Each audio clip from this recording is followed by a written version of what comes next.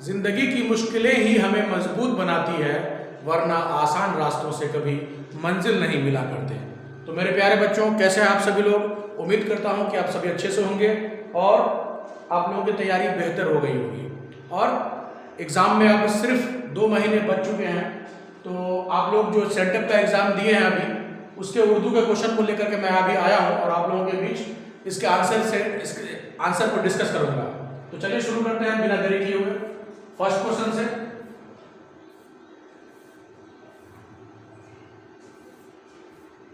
आइए, तो पहला क्वेश्चन है कि शबनम कमाली का ताल्लुक किस सूबे से है? तो बिहार से है। कहां से है? बिहार से। चलिए दूसरा क्वेश्चन में चलते हैं। दूसरा क्वेश्चन है कि हमीदा फहमीदा की कौन थी? तो वो बेटी थी। ठीक है, चलिए तीसरे क्वेश्चन पे चलते हैं। वालिदा के इंतकाल के बाद भीमराव की परवरिश किसने किया? तो वालिदा के इंतकाल के बाद भीमराव की परवरिश उनकी फूफी की थी, तो आपका आंसर डी हो जाएगा। चलिए नेक्स्ट, निसाब में शामिल अफसाना भाभीजान किसकी तख्लीक है? तो आपको पता है ये दूसरा ही चैप्टर है, वो है सुहेल अजीम आबादी जो पटना में पैदा हुए थे, उनकी तख्लीक है। ठीक है, चलिए नेक्स्ट, डॉक्टर मोहम्मद मोहसिन का इंतकाल कब हुआ था?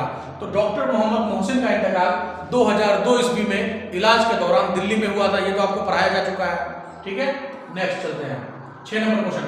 दरअसल मिसरा को मुकम्मल कीजिए। इस मिसरा को मुकम्मल करना है। शायरी भी डैश है आतिशे मुरस्सा साज का। तो आपका काम हो जाएगा यहाँ पर आंसर कि शायरी भी काम है आतिशे मुरस्सा साज का। चलिए नेक्स्ट, मिर्जा शौक का असल नाम क्या है? तस्दीक हुसैन खां।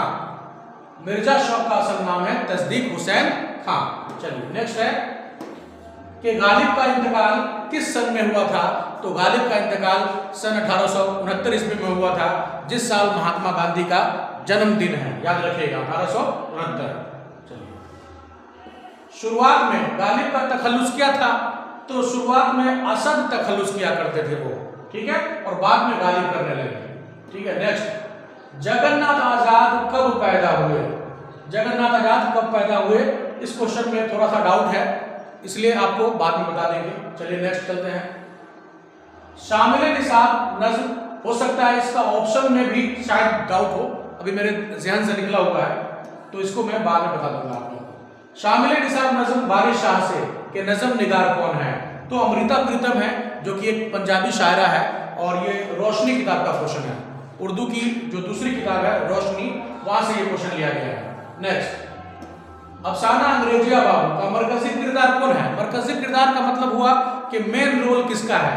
तो उसमें था मधुकांत बाबू, जो अपने ससुराल जाते हैं, सारा सामान वगैरह इकट्ठा करते हैं, लेकिन वो पहुंच नहीं पाते हैं, रास्ते में ही वो उनके साथ कुछ मामला हो जाता है। आप लोगों को पढ़ाया जा चुका है, एक बार देख लीजिएगा। ठीक है, तो आंसर हो जाएगा मधुकांत। उर्दू किस जबान से निकली है? तो उर्दू निकली है खरी बोली से, इस बात को याद कर लीजिएगा। दर्ज झेल में से साबका की पहचान कीजिए। साबका यानी कि कुछ वर्ड का टुकड़ा जो शब्द के शुरू में आ जाए, तो उसको साबका कहते हैं। तो देखिए एक वर्ड है यहाँ किस्मत, और ये खुश, खुश शुरू में लगा है तो ये साबका है। जो लास्ट में लगता है उसको लाहक्का बोलते हैं। जैसे यहाँ देखिए कैद खाना, तो इसमें लाहक्का है, और यहाँ देखिए आतिशबाज, इसमें भी लाहक्का है। आपसे पूछा था साबका, साबका हो जाएगा ए, खुशकिस्मत। ठीक है, चलिए दर्ज झेल में से कौन सा लफ्ज मुअन्नस है? मुअन्नस पूछ रहा है, यानी फीमेल पूछ रहा है। तो पानी, ये ठंडा यानी मुज़क्कर हो गया। पहाड़, पहाड़ ऊंचा होता है, मुज़क्कर हो गया। बोतल टूट गई, बोतल मुअन्नस है। इंसाफ, उसे इंसाफ मिलना चाहिए, न कि मिलनी चाहिए। ठीक है, चलिए उसके बाद आइए, नाक में दम करना का क्या मतलब है? तो नाक में दम करना यानी एक ये मुहावरा है, और इसका मानी है परेशान करना। क्या है? परेशान करना। चलिए अगला क्वेश्चन है कि अबद का हमसूत लफ्ज क्या होगा? अबद का हमसूत लफ्ज क्या होगा? हमसूत लफ्ज कहते हैं सुनने में एक जैसा हो लेकिन मानी अलग अलग हो। जैसे शेर यानी लायन, एक जानवर, खतरनाक जानवर, और एक होता है शेर जो शेर सुनाते हैं, है ना, वो शेर। तो सुनने में एक जैसा हो और मानी अलग अलग हो, तो उसको कहते हैं हमशूत लफ्ज। ठीक है, तो अबद का हमशूत लफ्ज क्या होगा? तो देखिए इसके जैसा सुनने में कौन लग रहा है? अबद, ये वाला। तो आपका आंसर डी होगा। चलिए, हुस्न का मुतरादिफ क्या होगा? यानी कि सिनोनिम पूछ रहा है, पर्यायवाची पूछ रहा है। तो हुस्न व जमाल, हुस्न का मुतरादिफ हो जाएगा जमाल। चलिए नेक्स्ट, कमर जहां ने एमए और पीएचडी की तालीम गलत लिखा हुआ है, मिसप्रिंट हो गया है, तालीम कहां से हासिल की? तो याद रखिएगा पटना यूनिवर्सिटी से कमर जहां ने एमए और पीएचडी की डिग्री की तालीम हासिल की थी। चलिए नेक्स्ट, अफसाना आशियाना में बरकत अली सिद्दीकी की बीवी का क्या नाम था? जरीना, और इनके बेटे का नाम था सिराज और बहू का नाम था इरफाना। ठीक है, तो सब आप लोग पढ़ चुके हैं पहले ही। कार्बन डाइऑक्साइड में कितना इजाफा हुआ है? ये आपका ग्लोबल वार्मिंग चैप्टर से है, जो कि एक मजमून था। तो 31% जो है आपका कार्बन डाइऑक्साइड में इजाफा हुआ है, याद रखिएगा। ठीक है, नेक्स्ट, सर सैयद का कौन सा मजमून आपके निसाब में शामिल है? रिया। सर सैयद का मजमून रिया हमारे निसाब में शामिल है, याद रखिएगा। दर्ज झेल में से अब्दुल मुगनी की किताब कौन सी है? अब्दुल मुगनी की किताब है तश्कील जदीद। इसको भी याद रखिएगा आप लोग। सभी चैप्टर को रिवाइज कर लीजिए आप, अब आपके पास रिवाइज करने का टाइम है। ठीक है, नेक्स्ट, ये परवेज शाहिदी की मौत किस बीमारी से हुई थी? तो परवेज शाहिदी की मौत हुई थी मर्ज तनफ्फुस के वजह से। ठीक है, नेक्स्ट, लफ्ज शबाब के सही मानी क्या है? तो शबाब का मतलब होता है जवानी, तो लफ्ज शबाब के मानी हो जाएंगे जवानी। चलिए, निदा फाजली कहां पैदा हुए थे? तो निदा फाजली ग्वालियर में पैदा हुए थे, ये याद रखिएगा, नज़म के शायर हैं। सैयद मोहम्मद जाफरी की सने पैदाइश क्या है? सैयद मोहम्मद जाफरी की सने पैदाइश 1905 ईस्वी है। आप उनके चैप्टर में जाके रिवीजन कर लेंगे। लफ्ज मरसिया किस जबान से माखूज है? माखूज का मतलब होता है कि किस जबान से लिया गया, किस भाषा से लिया गया है? अरबी जबान से लिया गया है। ठीक है, वालिद के मौत के वक्त गालिब की उम्र कितनी थी? तो वालिद के मौत के वक्त गालिब की उम्र 5 साल की थी और उनके वालिद का इंतकाल हैदराबाद में एक लड़ाई में वो शहीद हो गए थे। ठीक है, चलिए, मिर्जा शौक की मसनवियों में सबसे ज्यादा मकबूलियत किस मसनवी को हासिल हुई है? तो मिर्जा शौक का एक सबसे ज्यादा, उनका 3 मसनवी है जो काफी फेमस था, लेकिन उसमें भी सबसे मशहूर ज़हर इश्क हुआ है। ठीक है, तो आपका आंसर हो जाएगा बी। दर्ज झेल में लाहक्का की निशानदेही कीजिए। पीछे वाले क्वेश्चन पे आपको बता चुके थे कि लाहक्का कहते हैं जो लास्ट में लगता है, साबका कहते हैं जो शुरू में लगता है, और आकर के वो मानी को बदल देगा। देखिए, बावर्ची खाना, ये जो है लाहक्का है। अनपढ़, इसमें साबका है। बेवकूफ, इसमें बेसाबका है। बदमिजाज, इसमें बद साबका है। तो साबका लाहक्का याद कर ही लीजिएगा, 2 नंबर फिक्स है। चलिए, जेल में कौन सा लफ्ज मुजक्कर है? यानी कि पुलिंग पूछ रहा है, मेल पूछ रहा है। ठीक है, तो इब्तदा हो गई, मुझे इस बात की उम्मीद है, आवाज आ रही है, नाखून बढ़ गया है, तो इसलिए आपका आंसर हो जाएगा डी, नाखून। नेक्स्ट, हम लोग अपना काम कर रहे हैं, इस जुमला में हम लोग कौन सा सेगा है? सेगा पूछा जा रहा है। आप लोगों को, बहुत सारे लोगों को सेगा नहीं पता होगा। पर्सन पूछ रहा है, फर्स्ट पर्सन है कि सेकंड पर्सन है कि थर्ड पर्सन है, सिंगुलर है या प्लूरल है? तो देखिए, हम लोग, आपको पता ही होगा इंग्लिश में कि हम लोग फर्स्ट पर्सन का प्लूरल नंबर है, तो इसलिए ये हो जाएगा जमे मुतकल्लिम। उर्दू में फर्स्ट पर्सन को मुतकल्लिम कहते हैं, सेकंड पर्सन को हाजिर कहते हैं और थर्ड पर्सन को गायब कहते हैं। और सिंगुलर है तो वाहिद और प्लूरल है तो जमा। तो हम लोग जमे मुतकल्लिम। कवायद का क्वेश्चन को अच्छे से समझ लीजिए, 30 नंबर आपका वहां इंतजार कर रहा है बोर्ड के एग्जाम में। ठीक है, 30 नंबर, 25 से 30 नंबर आपका कवायद में फिक्स है और इसको आपको याद करने की जरूरत नहीं है, बस समझ लेना है। ठीक है, नेक्स्ट, लफ्ज जिंदा के क्या मानी है? जिंदा के मानी होता है कैद खाना, प्रिजन। ठीक है, नेक्स्ट, तलफ्फुज के एतबार से अलिफ की कितनी किस्में हैं? तो अलिफ की 2 किस्में होती हैं, अलिफ ममदूदा और अलिफ मकसूरा। अलिफ ममदूदा उसको कहते हैं, अलिफ ममदूदा उसको कहते हैं जिसपे मद होता है, जैसे आम, तो ये हो गया आपका अलिफ ममदूदा।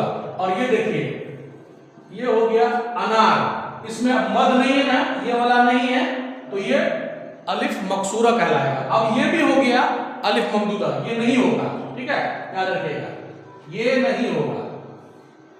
अब ये है अलिफ मकसूरा और ये है अलिफ ममदूदा। अलिफ की दो किस्में होती हैं, ठीक है। चलिए समझ गए होंगे, उम्मीद करते हैं। नेक्स्ट चलते हैं। वो लफ्ज जिसका इस्तेमाल इस्म के बदले या इस्म की जगह पर किया जाता है उसे क्या कहते हैं? इस्म का मानी होता है नाम, नाउन। तो इस्म के बदले में जिस वर्ड का इस्तेमाल करेंगे वो प्रोनाउन कहलाएगा, यानी उर्दू में कहलाएगा जमीर, इंग्लिश में प्रोनाउन और हिंदी में सर्वनाम, ठीक है। तो आपका आंसर डी। नेक्स्ट, शामिल निसाब अफसाना खाली संदूक के अफसाना निगार कौन है? तो ये आपको पता होना चाहिए कि ये रोशनी किताब से लिया गया क्वेश्चन है और ये है इंदिरा गोस्वामी इसके राइटर हैं, ठीक है। खाली संदूक, जिसमें तरादुई मेन किरदार की एक लड़की थी, आपको पढ़ाया जा चुका है, ठीक है, बाकी रिवीजन कर लेंगे। चलिए, गोपीनाथ किस अफसाने का किरदार है? तो ये सेकेंड हैंड एक अफसाना है, एक कहानी है, उसी का ये किरदार है, यानी रोल है, सेकेंड हैंड, ठीक है। चलिए, उड़िया जबान किस सूबा में बोली जाती है? उड़िया जबान भाषा इसे क्लियर हो रहा है कि उड़ीसा में बोली जाएगी। जिनको नहीं भी पता होगा तो उड़िया और उड़ीसा मिल रहा है, टिक लगा दोगे। चलिए नेक्स्ट, अफसाना वात्रक के किनारे का उर्दू तर्जुमा किसने किया है? अफसाना वात्रक के किनारे का उर्दू तर्जुमा किसने किया है? तो इसमें टिक नहीं लगा हुआ है, असलम मिर्जा, याद रखिएगा, असलम मिर्जा ने अफसाना वात्रक के किनारे का जो है उर्दू में तर्जुमा किया है, ठीक है, बाकी देख लीजिएगा। चलिए नेक्स्ट, आगा हशर कश्मीरी का ताल्लुक किस सिनफ से है? तो आगा हशर कश्मीरी का ताल्लुक ड्रामा से है। आपके निसाब में मजमून है 6, उसमें एक ये भी है आगा हशर कश्मीरी, उर्दू ड्रामा निगारी और आगा हशर कश्मीरी, ठीक है। नेक्स्ट, हम जमीन के बाशिंदा को यानी जमीन पर रहने वाले लोगों को कितने तरह के ग्रहण से वाबस्ता होना पड़ता है? 2 तरह का ग्रहण, एक सूरज ग्रहण, एक चांद ग्रहण, तो 2 हो जाएगा आपका आंसर। चलिए, शहबाज किस अखबार में मुदीर है? तो शहबाज दारुल सल्तनत अखबार में मुदीर है, इस बात का आपको ध्यान होगा ही। चलिए, मेहदी अफादी की पैदाइश कब हुई थी? तो मेहदी अफादी की पैदाइश 1828 ईस्वी में हुई थी, लेकिन जहां तक मुझे लग रहा है, थोड़ा सा डाउट है, आप इसको एक बार देख लीजिएगा, हो सकता है कि इसका ऑप्शन ही गलत है शायद। चलिए, बेदी से इंटरव्यू लेने वाली का क्या नाम है? तो बेदी से इंटरव्यू लेने के लिए 2 लोग आए थे, एक असमत चुगताई और दूसरे फयाज रफअत। तो आप ऑप्शन में देख लीजिए ना किसका है, असमत चुगताई, तो आपका आंसर हो जाएगा बी, ठीक है। नेक्स्ट, बकावली किस मसनबी का किरदार है? तो बकावली जो किरदार है वो है गुलजारे नसीम, और ये एक परी थी और इनको आदम जात से मोहब्बत हो गई थी, और वो कहानी आपको पढ़ाया जा चुका है मसनबी में, तो आप एक बार रिवीजन कर लेंगे, ठीक है। चलिए, दर झेल में कौन सी मसनबी मसहफी की है? तो खटमल नामा, ये मसनबी मसहफी की है, इस बात का आप लोग ध्यान रखेंगे। नेक्स्ट, जिस गजल में रदीफ ना हो उस गजल को क्या कहते हैं? गैर मुरद्दिफ। अब ये रदीफ क्या होता है, अगर इस पर डिटेल में बात करेंगे तो वीडियो काफी लंबा हो जाएगा, इसलिए आपको फिर बाद में समझा देंगे इस तरह के कवायद की क्लास में। नेक्स्ट, मुबारक अजीम आबादी के वालिद का नाम क्या था? तो फिदा हुसैन बामिक मुबारक अजीम आबादी के वालिद का नाम था, ठीक है। चलिए, उसके बाद आइए, लोग क्या सादा हैं डैश को दिखाते हैं चराग, मिसरा मुकम्मल कीजिए। इसमें यहाँ पर खाली जगह है, इस चारों ऑप्शन में से क्या लगेगा? तो अगर आपको शायद गजल का शेर याद होगा तो आप यहाँ पर आराम से सूरज बढ़ सकते हैं। क्या हो जाएगा? लोग क्या सादा है सूरज को दिखाते हैं चराग। सूरज को चराग दिखाने का मतलब समझ लीजिए कि ये एक मुहावरा है कि इल्म वाले को इल्म सिखाना, ये सूरज को चराग दिखाने के बराबर हो गया, ठीक है। चलिए, यानी ज्यादा इल्म वाले को कम इल्म वाला सिखा रहा है, तो ये वैसे ही हो गया कि सूरज को चराग दिखाया जा रहा है। नेक्स्ट, अहमद फराज कहाँ पैदा हुए? पेशावर में, पाकिस्तान का यह क्षेत्र हो चुका है पेशावर। उस समय जब इनकी पैदाइश हुई थी तो उस समय ये पूरा भारत एक था, तो पेशावर में उनकी पैदाइश हुई थी। नेक्स्ट, शबनम कमाली की पैदाइश कब हुई थी? तो 22 जुलाई 1938 ईस्वी को हुई थी, आपको पता है, लेकिन यहाँ पर सिर्फ साल है तो साल पट्टी लगा दीजिए। नेक्स्ट, अफसाना भाभी जान का मरकजी किरदार कौन है? रुकैया भाभी। रुकैया भाभी के बारे में इस चैप्टर से 5 नंबर लिख लीजिए, वहां इंतजार कर रहा है क्लास एग्जामिनेशन हॉल में। इस चैप्टर से 5 नंबर आएगा हर हाल में, तो आप इस चैप्टर को कई बार रिवीजन कर लें, ठीक है। नेक्स्ट, सुहेल अज़ीमाबादी का असल नाम क्या था? सैयद मुजीबुर रहमान। सुहेल अज़ीमाबादी के 3 अफसानवी मजमूए भी याद कर लीजिएगा। 4 चेहरे, कौन कौन था? 4 चेहरे, 4 अगर नहीं वो तो इसका है, कमर जहां का है। अलाव और आदमी के रूप, 4 चेहरे, अलाव और आदमी के रूप, ये सुहेल अज़ीमाबादी के 3 अफसानवी मजमूए हैं जो कि वेरी वेरी इंपॉर्टेंट है। और इनका एक नाविल था बेजर के पौधे, इस बात को भी याद रखोगे। चलो, शामिल निसाब अफसाना, फरार के अफसाना निगार कौन है? अफसाना निगार का मतलब हुआ कि किसने लिखा है इस अफसाना को? तो डॉक्टर मोहम्मद मोहसिन ने लिखा था, याद रखना, ठीक है। चलिए, कमर जहां के वालिद का क्या नाम था? तो सैयद अताउल हक इनके वालिद का नाम था, और ये हमारे ही जिले से बिलोंग्स करती हैं, समस्तीपुर में। मैं भी समस्तीपुर का रहने वाला हूं और ये भी समस्तीपुर की ही रहने वाली है। चलिए, तो कमर जहां के वालिद का नाम सैयद अताउल हक। निगार अज़ीम के अफसानों का पहला मजमूआ, निगार अज़ीम के अफसानों का पहला मजमूआ अक्स कब शाया हुआ? 1990 ईस्वी में शाया हुआ था। और इनका एक और अफसानों का मजमूआ है गहन, वो 1999 यानी कि 1999 में शाया हुआ था, वो याद रखिएगा एक बार। सर सैयद की पैदाइश कहाँ हुई? तो सर सैयद की पैदाइश हुई थी दिल्ली में। कहाँ हुई थी? एक मुआजिज घराने में, दिल्ली में पैदाइश हुई थी। नेक्स्ट, भीमराव के वालिदा का नाम क्या था? माँ का नाम पूछा जा रहा है, भीमाबाई। भीमराव के बारे में आप लोग पढ़ लिए हैं, मजमून था, हाँ एक मजमून था शुरू में, भीमराव अम्बेडकर, जो कि 14 अप्रैल 1891 ईस्वी में उनकी पैदाइश हुई थी। और ये मेहार जाति से ताल्लुक रखते थे। उनके साथ बहुत सारा भेदभाव होता था क्लासरूम में भी, हर जगह पे, लेकिन ये पढ़ लिख करके इतने काबिल हुए कि संविधान का निर्माण कर दिया, ठीक है। चलिए, तो इनकी माँ का नाम था भीमाबाई। चलिए नेक्स्ट, डॉक्टर अब्दुल मुगनी का इंतकाल कहाँ हुआ था? डॉक्टर अब्दुल मुगनी का इंतकाल पटना में हुआ था, इस बात का ध्यान रखिएगा आप लोग। क्योटो में ग्लोबल वार्मिंग पर कॉन्फ्रेंस कब हुई थी? तो 2007 ईस्वी में हुई थी, क्योटो में ग्लोबल वार्मिंग पर कॉन्फ्रेंस। ग्लोबल वार्मिंग यानी ये भी एक मजमून है ग्लोबल वार्मिंग के नाम से, इसको भी आप लोग एक बार देख लेंगे। चलिए, लुत्फुर रहमान की वालिदा का क्या नाम था? बीबी आमना खातून, ये उनके वालिदा का नाम था। 2009 ईस्वी के जैसा सूरज ग्रहण को दोबारा देखने के लिए कितना इंतजार करना पड़ेगा? 123 साल के बाद इस तरह का ग्रहण आएगा। आप लोग तो शायद नहीं देखे होंगे क्योंकि अभी आप लोग मैट्रिक में हैं, लेकिन हमने देखा है, एकदम रात हो गई थी जब ये सूरज ग्रहण लगा था। तो दिन में मैं बाइक से जा रहा था, मुझे लाइट जलाने की जरूरत पड़ गई थी, उस समय अंधेरा हो गया था, ठीक है। तो 123 साल के बाद अब हम लोग चले जाएंगे, आप लोग भी चले जाइएगा, अब नए जो आएंगे वो देख पाएंगे इसको, ठीक है। चलिए, दुनिया की जिद क्या होगी? पहले तो ये समझिए कि जिद क्या होता है। जिद का मतलब एंटोनिम यानी कि विलोम शब्द, अपोजिट वर्ड। तो दुनिया का क्या होगा? आखिरत, ठीक है। नेक्स्ट, दर जेल में से नूने गुन्ना की निशानदेही करें। अब नूने गुन्ना आपको समझाना पड़ेगा, नहीं तो नहीं समझ पाइएगा। तो नूने गुन्ना कहते हैं कि जिस नून को हम लोग साफ साफ पढ़ते हैं वो नूने जाहिर कहलाता है, और जिस नून को हम लोग नाक से आवाज निकालते हैं तो वो क्या कहलाता है? नूने गुन्ना। जैसे देखिए, ये क्या है? आसमां, आसमां, ये नून गुन्ना कहलाएगा।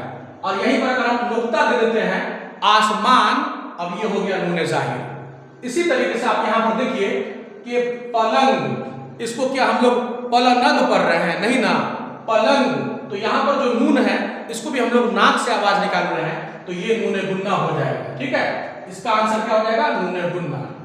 अब बाकी देखिए, ये पान साफ साफ पढ़ रहे हैं, इंसाफ इसको भी साफ साफ पढ़ रहे हैं, नदी इसको भी साफ साफ पढ़ रहे हैं, ठीक है। तो आप समझ गए नूने गुन्ना और नूने जाहिर। अगर आपसे पूछे कि नून कितने तरह का होता है? 2 तरह का होता है, याद रखिएगा, ठीक है। चलिए नेक्स्ट,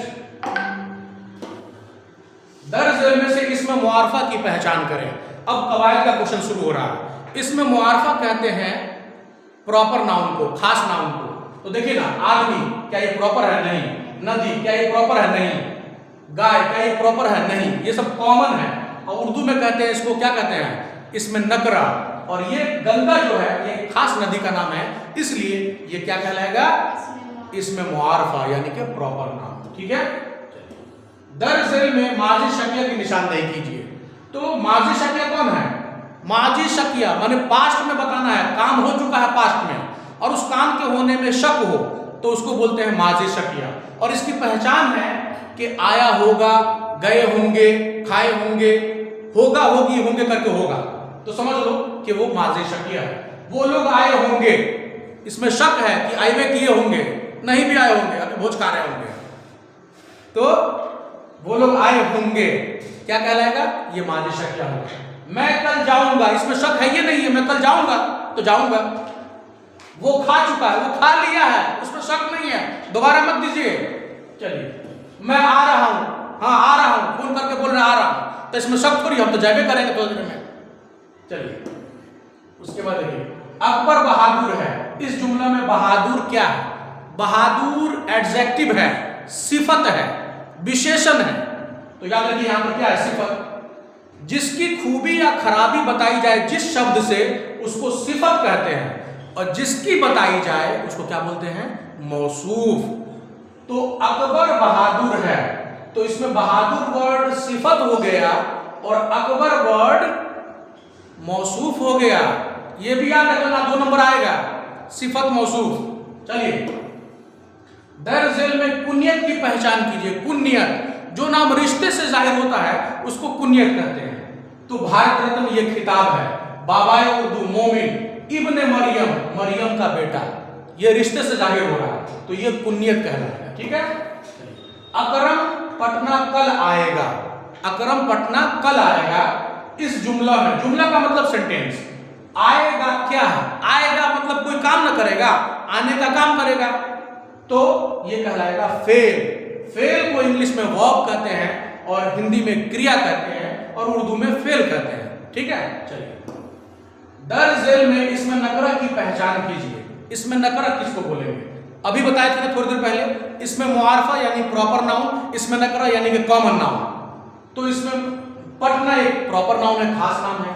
लाल किला एक बिल्डिंग का खास नाम है। हिमालय एक पहाड़ का खास नाम है। लेकिन फल, क्या फल किसी का नाम है? नहीं, ये कॉमन नाउन है, इसलिए आपका आंसर हो जाएगा बी। नेक्स्ट, वाह अकबर खेल में जीत गया। यह कैसा जुमला है? आपसे पूछ रहा है कि वाह अकबर खेल में जीत गया, यह कैसा जुमला है? तो आपको पता होना चाहिए कि ये हो जाएगा इस्तजाबिया। इस्तजाबिया किसको बोलते हैं? एक्सक्लामेटरी सेंटेंस को, जिसमें अचानक से खुशी गम का इजहार हो, उसको हम लोग जुमला इस्तजाबिया कहते हैं, यानी एक्सक्लामेटरी सेंटेंस कहते हैं। तो आपका आंसर बी। हसन नईम किस शोबा में मुलाजमत करते थे? तो देखिए, ये आ गया, गजल के राइटर हैं आपके निसाब दरक्षा उर्दू में गजल है इनका। ठीक है। तो इनका एक शेर भी हमको याद आ गया है कि कल्ब बजा में हुस्न की गहराइयां रह जाएंगी। सब लोग सुनेगा आप लोग भी, कि कल्ब बजा में हुस्न की गहराइयां रह जाएंगी, तू वह सूरज है तेरी परछाइयां रह जाएंगी, कि तेरी परछाइयां रह जाएंगी। Thank you. चलिए, ये हसन नईम का शेर है। पूछता है, एक शेर दे देगा और बोलेगा कि बताइए कि ये किसका शेर है, कौन शायर का शेर है, तो आपको बताना होगा हसन नईम का। ठीक है। हसन नईम किस शोबा में मुलाजमत करते थे? तो वजारत खारिजा में। कहा? वजारत खारिजा में। चलिए, परवीन शाकिर की कलियात किस उन्वान से शाया हुई है? तो याद रखना, माहे तमाम के नाम से। परवीन शाकिर के शौहर का क्या नाम था? आप लोग कमेंट करके बताएंगे। इस क्वेश्चन नंबर 74 का आप लोग आंसर बताएं। परवीन शाकिर के शौहर का क्या नाम था? साथ ही साथ आपको यह भी बताना है कि इनके बेटे का क्या नाम था। ठीक है। चलिए, परवीन शाकिर के बेटे का नाम और इनके शौहर का नाम आप लोग बताएंगे। ठीक है। नेक्स्ट, हसन नईम किस इदारा में डायरेक्टर के ओहदे पर मामूर थे? और चीटिंग नहीं कीजिएगा, किताब खोल करके देख करके आंसर लिखने की जरूरत नहीं है आपको। याद है तभी लिखिए, वरना इग्नोर कीजिएगा। चलिए, हसन नईम किस इदारा में डायरेक्टर के ओहदे पर मामूर थे? मामूर थे का मतलब फायज थे, किस ओहदे पर यानी किस पोस्ट पे वो काम कर रहे थे? तो गालिब इंस्टीट्यूट दिल्ली में वो काम कर रहे थे, याद रखना। नेक्स्ट, मौलवी इकराम मोहम्मद शाह सिद्दीकी की अपने अहद के सरसैयद समझे जाते थे। यह इरफान सिद्दीकी के कौन थे? दादा थे, याद रखना, दादा। इरफान सिद्दीकी के दादा थे मौलवी इकराम अहमद शाह सिद्दीकी। उसके बाद आइए, इरफान सिद्दीकी ने मैट्रिक का इम्तहान कब पास किया? तो 1953 ईस्वी में इरफान सिद्दीकी मैट्रिक का इम्तहान पास कर लिए थे, याद रखना। दोहे में कितने मिसरे होते हैं? तो दोहे में 2 मिसरे होते हैं, दोहे में 2 मिसरे होते हैं, ठीक है। और हर मिसरे में कितने चरण होते हैं? तो 2 चरण होते हैं, सम चरण और विषम चरण, इस बात का ध्यान रखिएगा। फिर पूछ लेगा कि सम चरण में कितनी मात्राएं होती है, विषम चरण में कितनी मात्राएं होती है? तो याद रखना, सम चरण में 11 मात्राएं होती है और विषम चरण में 13 मात्राएं होती है। दोहे वाले सिर्फ को आप लोग एक बार रिवीजन कर लेंगे। चलिए, जफर गोरखपुरी की पैदाइश कब हुई थी? जफर गोरखपुरी की पैदाइश 1935 ईस्वी में बेदुली बाबू गांव में हुआ था, जो कि गोरखपुर में है। चलिए, उसके बाद दुख इस बात का बेवा हुई किताब, खाली जगह को मुनासिब लफ्ज से पुर कीजिए, बेवा यहां पे लगेगा। दुख इस बात का, यहां पर मगर छूट गया है, क्वेश्चन टाइप करने में मिस्टेक हुआ है। दुख मगर इस बात का बेवा हुई किताब। अगर आपको ये क्या बोलते हैं, जफर गोरखपुरी साहब का ये दोहा याद होगा तो आप इस गलती को पकड़ सकते हैं, ठीक है। इसीलिए ना कहा जाता है कि एक्सपर्ट से पढ़िए, जहां तहां पढ़ लेते हैं अपना लाइफ को बर्बाद कर लेते हैं, ठीक है। चलिए, उसके बाद आइए, जमुना नदी हमारे किस सूबा से गुजरती है? तो जमुना नदी हमारे उत्तर प्रदेश से, देखो ये भी क्वेश्चन गलत है। क्वेश्चन इस तरीके से होना चाहिए था कि जमुना नदी हमारे किस सूबा से ज्यादा गुजरती है, मतलब लंबी दूरी तक तय करती है, तो आपका आंसर हो जाएगा उत्तर प्रदेश, ठीक है। सलाम मछली शहरी के वालिद का नाम क्या था? तो अब्दुल रज़ाक था। सलाम मछली शहरी के वालिद का नाम अब्दुल रज़ाक था। नेक्स्ट, सोमेश्वर तरादुई का कौन था? सोमेश्वर तरादुई का भाई था, जो कि पुलिस में काम करता था, और ये किस अफसाने का है? खाली संदूक अफसाने का ये किरदार है, ठीक है। चलिए, ये है तरादुई, खाली संदूक अफसाने का मेन रोल है, मेन किरदार है, पूछ सकता है क्वेश्चन, याद रखना। यहां देखो भाई आंसर हो जाएगा। नेक्स्ट, इंसान किस जबान की नज़म है? ये भी रोशनी का किताब से लिया गया है, तेलुगु जबान की नज़म है ये इंसान, ठीक है। अरुण पुरहटकर की कौन सी नज़म आपके निसाब में शामिल है? तो अरुण पुरहटकर के जो दिए हैं नज़म वो आपके निसाब में शामिल है। दर्ज झेल में से इसमें जिन्स की निशानदेही कीजिए। इसमें जिन्स, हमको इस क्वेश्चन में थोड़ा सा कुछ डाउट लगा है, लेकिन जहां तक अपने कॉमन सेंस से बता सकते हैं, हमको लग रहा है कि मटेरियल नाउन की बात हो रही है, इसलिए हम इसके आंसर तेल के साथ जाएंगे, ऑयल। बाकी आप लोग इस पर एक बार सर्च कर लेंगे, ठीक है। और हमको उम्मीद है कि यही आंसर होगा, क्योंकि ये तीनों नहीं होना चाहिए। नेक्स्ट, मैं घर जा रहा डैश, जुमला मुकम्मल कीजिए। तो मैं के साथ हूं ही ना लगेगा, तो मैं घर जा रहा हूं, क्योंकि दूसरा लगा के देखो, मैं घर जा रहा है, ये कौन सी बात हुई भाई? मैं घर जा रहा हो लगेगा नहीं, मैं घर जा रहा है नहीं। तो ये तो सबसे बच्चा वाला क्वेश्चन है, इसको कोई बना लेगा।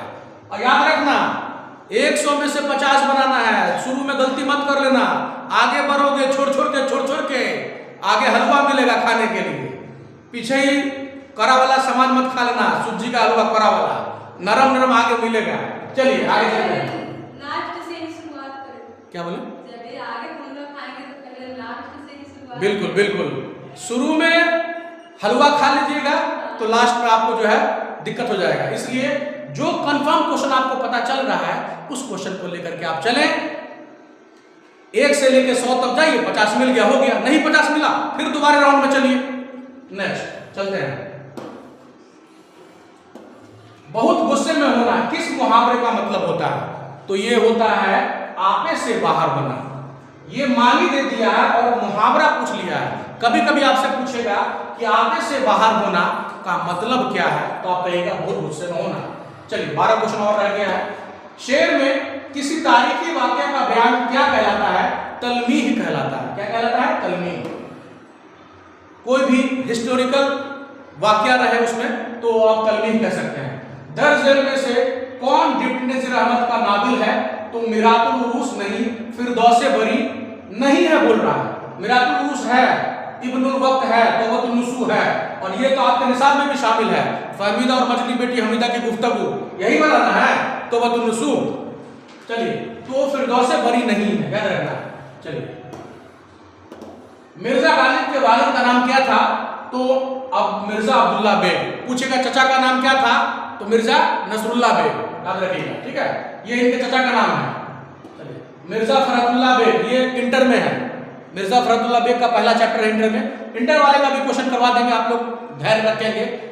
शर्त है कि आपको मेरा थोड़ा सा सपोर्ट करना है। इंटर वाले भी अगर देख रहे हैं तो कवायद का आपके काम का ही है। देखते चलिए, तफरीउल कुलूब के मुसन्निफ कौन है? तो अब्दुल गफूर शहबाज ने तफरीउल कुलूब लिखा है। मेहदी अफादी ने कितनी शादियां की थी? 3 शादियां की थी। और फिर मैं आपको बोलूंगा कि 93 का जो है आपको आंसर बताना है, कमेंट करके आपको लिखना है कि मेहदी अफादी की जो तीसरी बेगम थी उनका नाम आप लोग लिख दीजिए बिना कोई चीटिंग के। इसके पहले शायद मैंने आपको 74 क्वेश्चन का भी आंसर लिखने के लिए बोला था। नंबर के साथ लिखेंगे तो मैं समझ जाऊंगा, ठीक है। चलिए नेक्स्ट, बेदी की पैदाइश कहां हुई थी? लाहौर में हुई थी। राजेंद्र सिंह बेदी, जिनका इंटरव्यू लेने के लिए आए थे असमत चुगताई और फयाज रफा। नेक्स्ट, भीमराव ने किस मजमून में एमए किया था? तो मुआशियात में। किस मजमून में किया था? मुआशियात में। मुआशियात कहते हैं इकोनॉमिक्स को, ठीक है। चलिए, अर्थशास्त्र। जमीर की कितनी किस्में होती हैं? जमीर यानी प्रोनाउन। प्रोनाउन की किस्में यहां पर ऑप्शन के हिसाब से मैंने 5 लगाया है, ठीक है, तो 5 होगा। नेक्स्ट, वालिदैन के इंतकाल के बाद किस्मत ने महमूद को किसके मकान में मुंतकिल कर दिया? तो मामू के मकान में मुंतकिल कर दिया था। इस बात का ध्यान रखिएगा। भीमराव अंबेडकर की पैदाइश कब हुई थी? तो भीमराव अंबेडकर की पैदाइश 14 अप्रैल 1891 ईस्वी में महू सेंट्रल इंडिया में हुई थी। और ये मिहार जाति से बिलोंग्स करते थे। आप लोग अच्छे से पढ़े हुए हैं, रिवीजन कर लेंगे, ठीक है। जगन्नाथ आजाद तकसीम मुल्क के बाद दिल्ली कब आए? तो 1947 यहाँ पर टिक लगा हुआ है, लेकिन जहां तक मेरे नॉलेज में है कि 1948 में आए थे। तो इसमें आप एक बार आप लोग देख लेंगे, कंफर्म हो जाएगा। लेकिन मुझे ज्यादा लग रहा है 1948 यहाँ पर गलत लगा हुआ है, बाकी देख लेंगे। शामिल निसाब नज़्म हम नौजवान हैं कि नज़्म निगार कौन है? परवेज शाहिद। तो बताइए ना, 100 ऑब्जेक्टिव में से आपको 50 बनाना है, और क्या 50 नंबर नहीं ला सकते हैं? मनीर सर से भी पढ़े, स्कूल आए हैं, आप लोग पढ़े हैं। इसके बाद भी अगर आप लोग 50 नंबर नहीं लाएंगे तो फिर ये मेरा इंसल्ट है। 50 नंबर आराम से आएगा। 49 आने वाले को हम पिटाई करते हैं। 100 में 50 बनाना है और 49 लाओगे तो तुमसे बड़ा मूर्ख कोई नहीं है। इतना पढ़ाने के बाद, इतने अच्छे से समझाने के बाद, लाइन टू लाइन दरक्षा कंप्लीट कर दिए, line to line Roshni complete कर दिए, लाइन टू लाइन कवायद कंप्लीट कर दिए, और इसके बाद भी अगर तुम 50 में 49 लाओगे, 100 में 49 लाओगे, तो हम क्या ही बोले तुमको। तो चलिए, कहां चला गया? किधर चला गया? हाँ?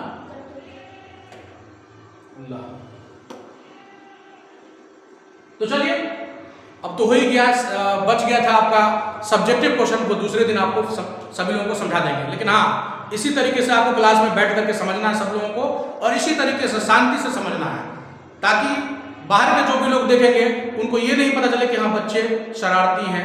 अच्छे से सब लोग, कितना अच्छे से सब लोगों ने, आप लोगों ने पूरे क्वेश्चन को, 100 क्वेश्चन को देखा। अब जाके इसको रिवीजन कर लीजिए। आप लोग अपने अपने क्वेश्चन में भी देख करके याद कर लेंगे, और दूसरे दिन कभी सब्जेक्टिव के क्वेश्चन को समझा देंगे, ठीक है। और अगर आप 10 दिन भी मेरा क्लास देख लेते हैं, सिर्फ 10 दिन, तो आपका 80 नंबर आएगा। सामने से अगर आके 10 दिन पढ़ लीजिएगा तो 80 पार रहेगा, इस बात की गारंटी है। और जो पहले से पढ़ रहे हैं तो उसका तो छोड़ ही दीजिए, वो तो 97 नंबर तक लाते हैं बच्चे हमारे। अभी इस बार की बात मैं बता रहा हूं, बुशरा परवीन, जो कि हमारे ही गांव से वो बिलोंग्स करती है, उन्होंने, उसका नंबर आया है कितना? उसका नंबर है,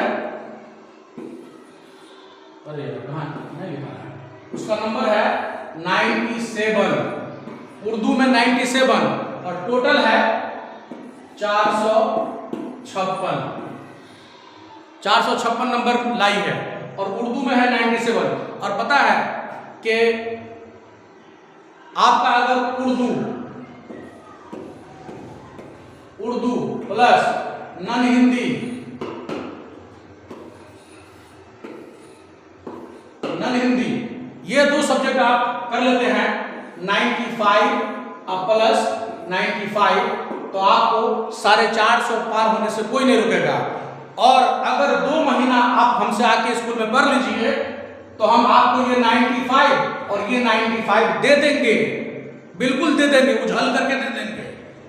अब थोड़ा सा कमजोर वगैरह होगा, हाँ शर्त ये है पढ़ने वाला बच्चा होना चाहिए, टाइम पास करने वाला बच्चा नहीं होना चाहिए। हम आपको 95 दे देंगे, बहुत कम से कम भी अगर देंगे तो 90 दे देंगे, 90 और 90 उर्दू नॉन हिंदी में, जबकि मैं इंग्लिश का टीचर हूँ और उर्दू नॉन हिंदी में दे देते हैं नंबर उछल करके, इसलिए वो 400 पार कर जाता है। ठीक है, तो चलिए मिलते हैं फिर आपसे किसी दूसरे क्लास में, फिर आपसे मिलेंगे। तब तक के लिए बेस्ट ऑफ लक, आप लोग अच्छे से तैयारी कीजिए। और हाँ, मैं बोलूँगा नहीं कि आप लोग सब्सक्राइब कर लीजिए, बस इतना ही कहूँगा कि अगर आपको मेरी इस वीडियो से थोड़ा भी हेल्प हुआ है और आगे भी अगर आपको इस तरह का हेल्प चाहिए या आपके कोई जानने वाले हैं, कोई स्टूडेंट है, तो उन तक ये मेरा वीडियो पहुंचा दीजिए और वो इससे कुछ सीखेंगे भी और हमसे जुड़े रहेंगे, तो अभी एग्जाम तक बहुत कुछ सीखने को मिलेगा। ठीक है, थैंक यू। एक सब्सक्राइब और एक शेयर मैं आपसे मांगता हूँ, इतने